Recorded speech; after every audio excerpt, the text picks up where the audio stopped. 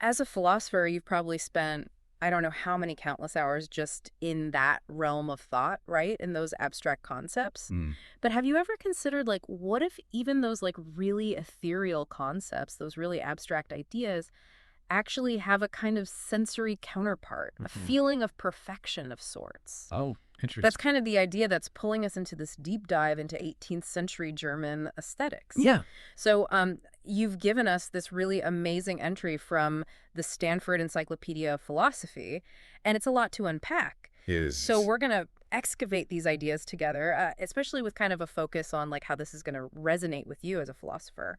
I think that's a great approach. Okay, cool. Yeah, what's really striking to me about these thinkers is how ambitious their project was. Yeah, They weren't just trying to come up with like a theory of beauty or a theory of art. right. They were engaged in this really grand intellectual conversation Yeah, that spanned generations. We're talking about Leibniz and Wolff as these foundational figures. right, And then later on, we're going to get to Kant and Schiller and Herder. right. And each of these figures is building on challenging, reshaping the ideas of those who came before. Yeah. And it really feels like a case study in how philosophical ideas actually evolve in real time through these conversations and debates. Absolutely.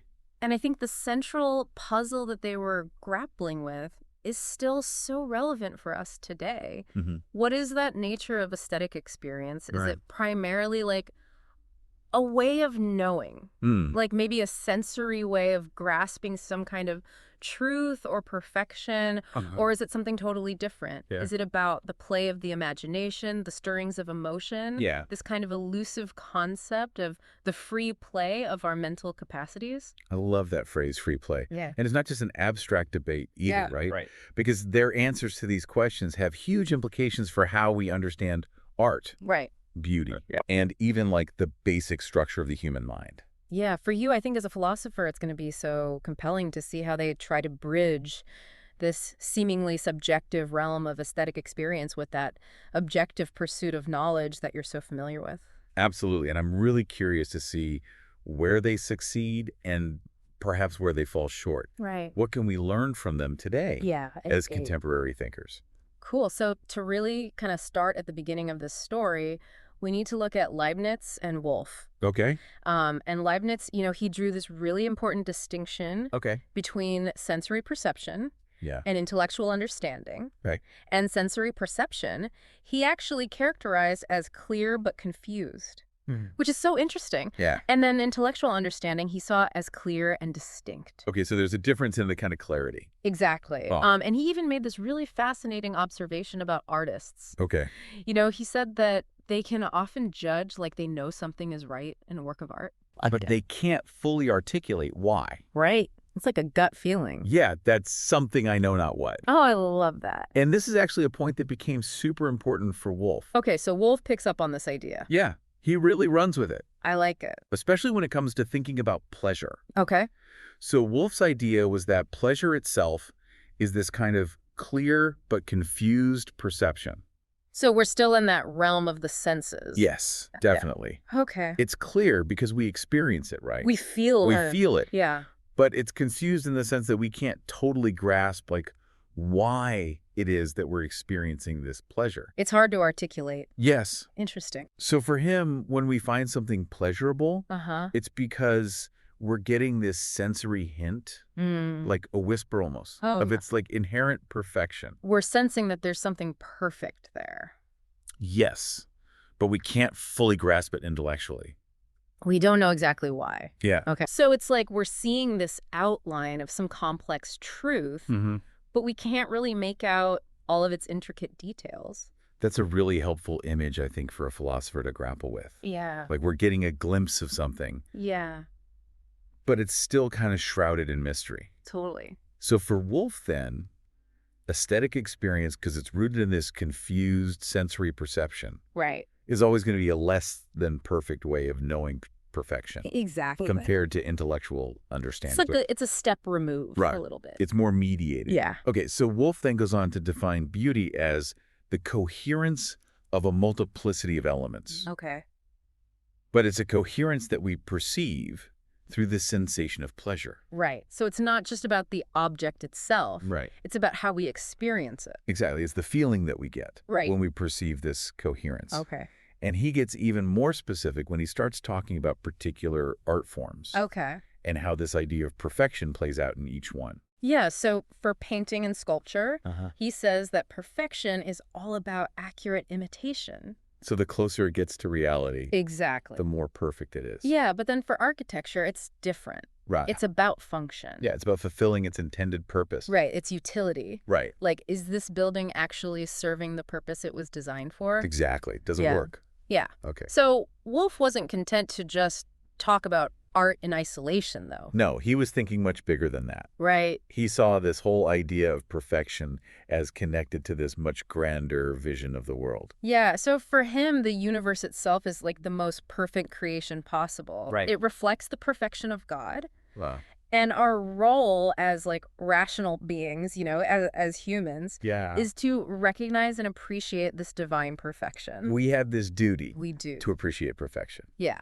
And that's where art comes in. Right. So when we look at art and we see that perfection. We're actually fulfilling our cosmic duty in a way. Wow. We're acknowledging the order and design of the universe. That's a really big idea. Yeah. It's like art becomes this bridge between us and the divine. In a sense, yeah. So I'm already seeing how this is going to resonate with a philosopher. I think so too.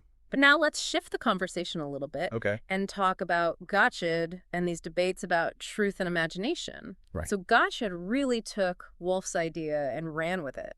So the idea that aesthetic experience is about grasping truth. Yeah, he was all about that. Okay. But you can imagine how this framework might start to feel a little restrictive.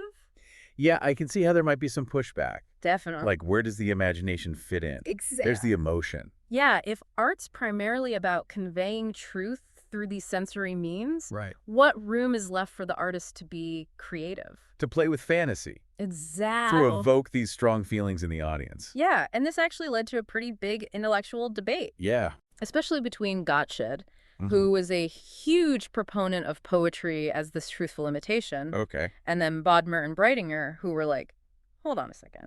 They're saying there needs to be more freedom. Yeah, they were advocating for a much bigger role for imagination. And the creative impulse. Exactly. Interesting. So I feel like this early conflict is kind of setting the stage for these later discussions about the free play of the mind that we're going to see with Kant. Totally. It's like they're already wrestling with this fundamental tension Yeah. between a purely cognitive understanding of aesthetics Right. and this more unruly nature of artistic creation and how we actually experience art. Exact. I'm seeing the seeds of a lot of future debates here. Absolutely. So now we get to Baumgarten. The man who gave us the word aesthetics. Right. In 1735, he coined the term. A big moment. Huge. But it's important to remember that his ideas are still very much rooted in that Leibnizian, Wolffian framework of perfectionism. Right. There's a continuity there. Yeah, Yeah. he's building on what came before. Okay. So he introduces this really important new concept. Yep. The analog of reason. I'm ready. Can you break this down for our philosopher listener? So the analog of reason was a really crucial innovation. Okay.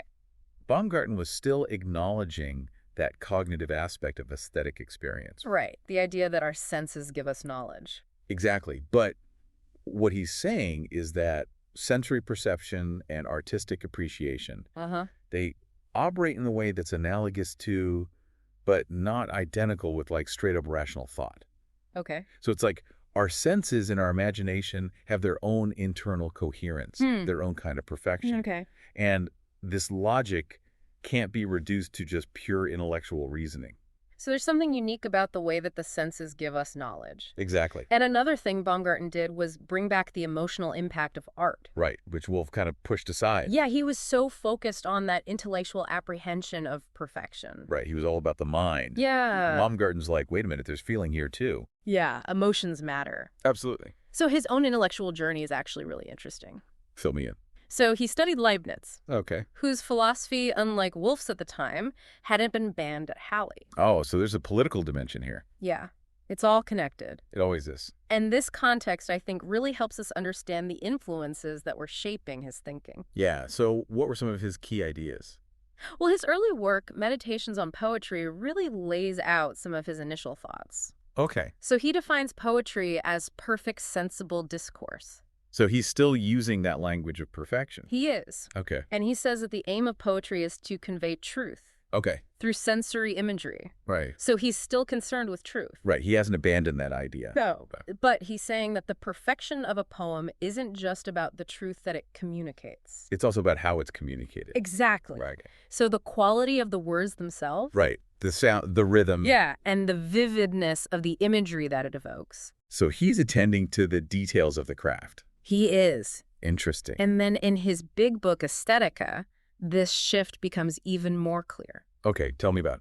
So he redefines the goal of aesthetics Okay. as the perfection of sensible cognition as such. Okay. And he equates this perfection with beauty. So beauty equals perfection of sensible cognition. Exactly. Now, this might seem like a small change, That's subtle. but for a philosopher, this is actually a huge departure. Okay, how so? It's a move away from Wolff's earlier idea Which was? that beauty is the sensitive cognition of perfection. Right. So Baumgarten is shifting the emphasis. He's changing the focus? Yeah. Okay. He's saying that sensible representation itself. I mean, images, the sounds. Yeah, all of that has its own kind of excellence. It's not just a means to an end. Right. It can be valued for its own sake. Interesting. And he actually categorized the potential sources of this beauty He did. in a way that I think will really appeal to a philosopher. I'm intrigued. So he drew on these classical rhetorical concepts, Okay. inventio, dispositio, and elocutio. I'm familiar with those. Yeah. So inventio is like the finding of suitable material, You're right, Cut. and then dispositio is the arrangement of that material. The structure. Yeah, and then elocutio is like the stylistic presentation. The way it's expressed. Exactly. Okay, so how do these map onto his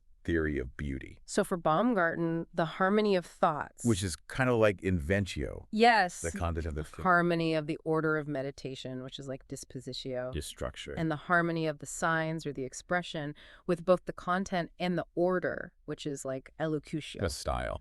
All of these contribute to aesthetic perfection. So it's a holistic view of beauty. It is. Okay, I'm with you. So he's really trying to be systematic here. Yeah, he wants to give us a framework for understanding how all of these elements work together. Exactly. But he didn't just focus on these formal aspects. Right. In his lectures, he actually emphasized the moral significance of the subject matter. Oh, so he's bringing in ethics.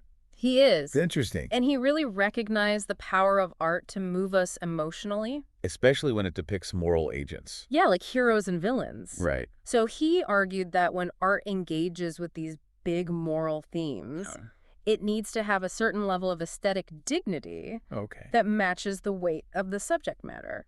It needs to be worthy of the topic. Exactly. Interesting. And he made a really important distinction here. Okay. He said that it's the morality within the work itself. Not the artist's personal morality. Exactly. That's an important point. Yeah, it's not about judging the artist. Right. It's about judging the art. Okay, I like that. So now let's talk about Meyer, Another key figure. a student of Baumgarten. Okay, so he's carrying on the tradition. He is. Okay. And he took this idea of the emotional impact of art and just ran with it. Did he put emotions front and center? He did. So for Meyer, emotions were at the core of aesthetic experience. Wow. He argued that they actually exert this really powerful influence on our sensible cognition. So emotions are not just passive things that happen to us. No, not at all. They shape how we understand the world. Exactly. Really? And he also said that emotions are themselves a vital source of pleasure. Pleasure through emotion. Yeah, so he redefined passions, Okay. not as these passive states of being. Right, not just something that washes over us. Yeah, but as active efforts. Efforts. Yeah, strivings of the soul. So we're actively engaged. We are. Okay. And these strivings can lead to strong desires or aversions. So emotions are motivating. They are. They drive us to action or away from things. Exactly. Now, this next part is really interesting. All right.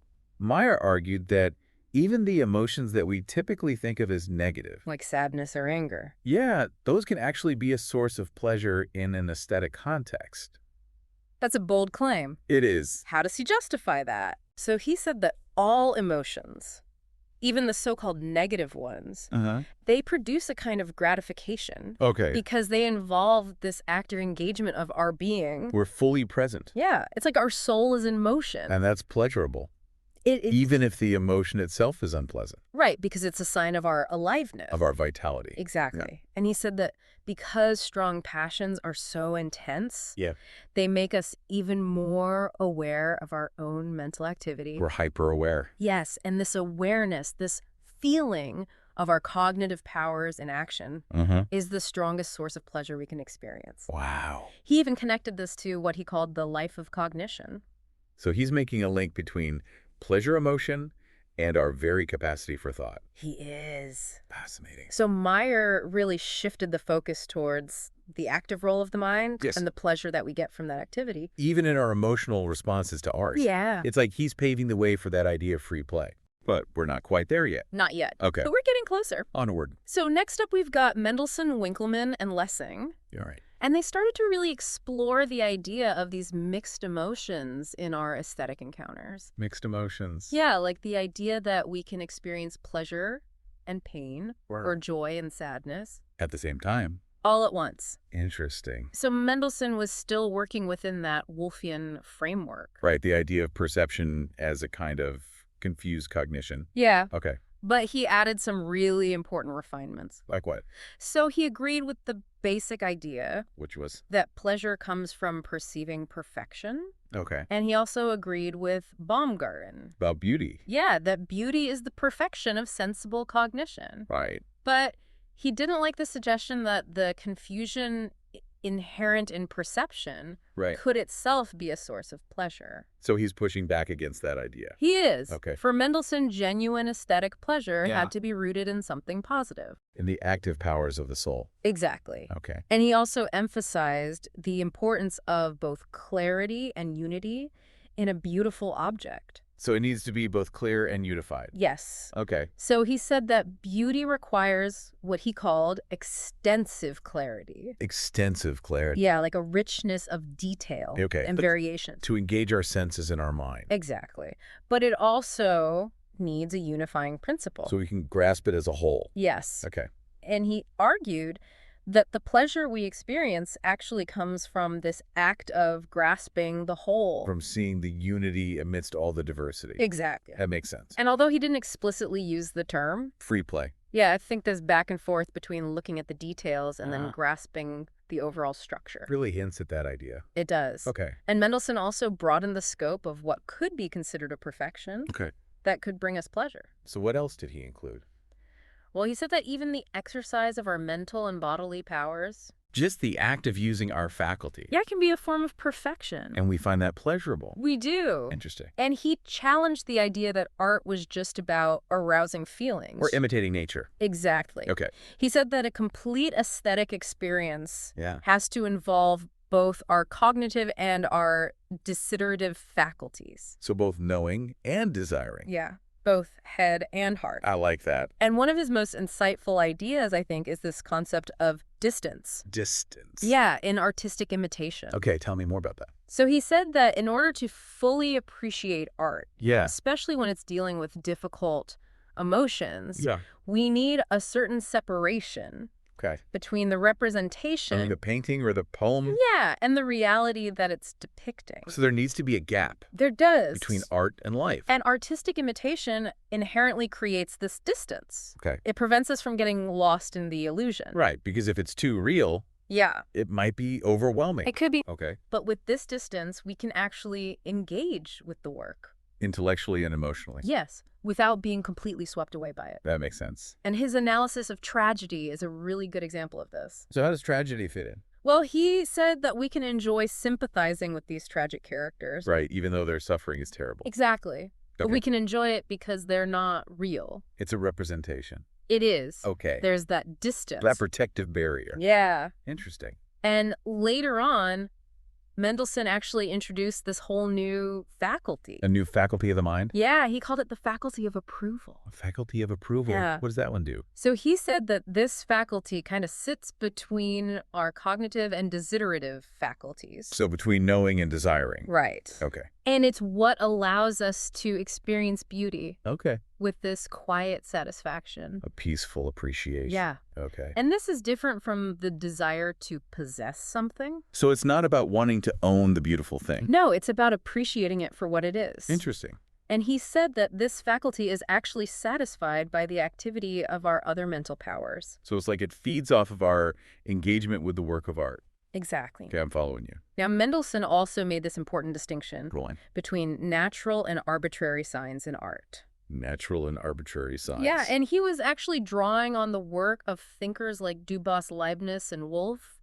So this is building on a lot of previous ideas. It is. Okay. So he used this distinction to divide the arts into two categories. Okay, what are the categories? So he had the beautiful sciences, or belles lettres, Okay. which include things like poetry and rhetoric, All right. and those use arbitrary signs. Arbitrary Words. Okay, words are arbitrary symbols. Yeah, they're conventional. Yeah. They don't have a natural connection to the things they represent. Okay. And then he had the fine arts, Well, sure. like painting, sculpture, music, dance, architecture. A lot of ground covered there. I know. And those use natural signs. They do. Okay. So, for example, a painting of a tree. Right. The image of the tree resembles the actual tree. Exactly. It's a natural connection. Okay. And then within the belles lettres, he made another distinction Go on. between poetry and rhetoric. Okay, so those are both using arbitrary signs, They are, but they're doing different things. yeah. So poetry is about pleasing, Okay. and rhetoric is about persuading. So poetry is for enjoyment, Yeah. and rhetoric is for convincing people of something. Exactly. Interesting. Now, Mendelssohn also wrote about the sublime. Oh, the sublime. Yeah, that feeling of awe and wonder. I love that feeling. Me too. Okay, so what did he have to say about it? Well, he said that the sublime is this feeling that we get when we encounter something immense. Like something incredibly vast or powerful. Like the ocean or a mountain range? Exactly, or Yeah. even a powerful work of art. And he said that this immensity actually arouses this feeling of awe in us. It's like a sense of wonder. Yeah, or even a sweet shudder. Sweet shudder. Yeah, he uses that phrase. I love that. And he said that it's like our imagination is trying to grasp this immensity. But it can't quite reach it. Exactly, it's pushing further and further. Okay. And he said that this awe is usually combined with admiration. Admiration for what? For the perfection Okay. of either divine or human artistry. So the sublime can be found in both nature and art. It can. Okay. And I think this is really interesting because it anticipates some of Kant's ideas. About the mathematical and dynamical sublime. Exactly. Oh. Now let's talk about Lessing. Another important voice. He was a practicing critic, Okay. and he really put all of these theoretical developments to use. He applied them to actual works of art. He did. Okay. And his book, Lao Kun, is actually a response to Winckelmann. Okay. And he's really focused on the limits of painting and poetry. In terms of representation. Yes. Right. Okay. Like, what can each art form do well? Right. What are their strengths and weaknesses? Yeah. And Lessing actually touches on this idea of free play. Okay. Read it closer. He says that art can stimulate this free play of our mental powers. So he's anticipating Kant. He is. Interesting. And his critical work really helped to spark further philosophical thinking about aesthetics. So he's a bridge between theory and practice. He is. Okay. So now let's move on to Herder, Sulzer, and Hus. All right. More voices in the conversation. Yeah. So Herder was a student of Kant, Okay. but they actually ended up having some pretty big disagreements. Oh. Yeah. I'm always interested in those philosophical breakups. Me too. Okay. So what do they disagree about? Well, Herder actually criticized Kant for being too abstract. Too focused on the mind. Yeah, and not paying enough attention to the senses. Interesting. So Herder really emphasized the importance of sensory pleasure, Okay. but he also pointed out that sensory pleasure is fleeting. It's momentary. Yeah, he said it's only for the first glance. Okay. So he said that art overcomes this problem, Okay. depicting these beautiful moments Right, that sir. transcend that transitoriness. So art captures something eternal. Yeah, it freezes time. I like that. And he also said that true beauty hints at the beauty of the soul. Not just the body. Exactly. Okay. Now, Herder's opening remarks against Lessing can be a little misleading. How so? Well, he seems to suggest that aesthetics is all about explaining beauty better, Okay. and that it's grounded in this mind-body dualism. But that doesn't sound very Herder-like. It's not. Okay. He actually minimizes the separation between mind and body. Right. He sees them as interconnected. Okay. So he actually links beauty to mere appearance and illusion. Okay. And he argues that sculpture and poetry, Mhm. they aim more at truth than beauty. Truth. Yeah, but he has a really complex notion of truth. I bet he does. He does. Okay. So he says that poetry has this broader reach Broader than than other art forms Okay, what? because meaning is felt, Okay. not just perceived through these physical signs. So it goes deeper. It does. Okay. And he says that poetry has this power to bring objects visibly before the soul. He even talks about the force of poetry. Force. Yeah, like it has this magical power Okay. Yeah. to work on the soul. Through fantasy and recollection. Exactly. Interesting. And he was a big fan of the poetry of primitive peoples. Primitive people. Yeah, like the Ocean poems. Okay. And he saw a connection between the living presence of images in these poems and this feeling of freedom and being alive. So Right. it's this paradox. Yeah. Host speaker.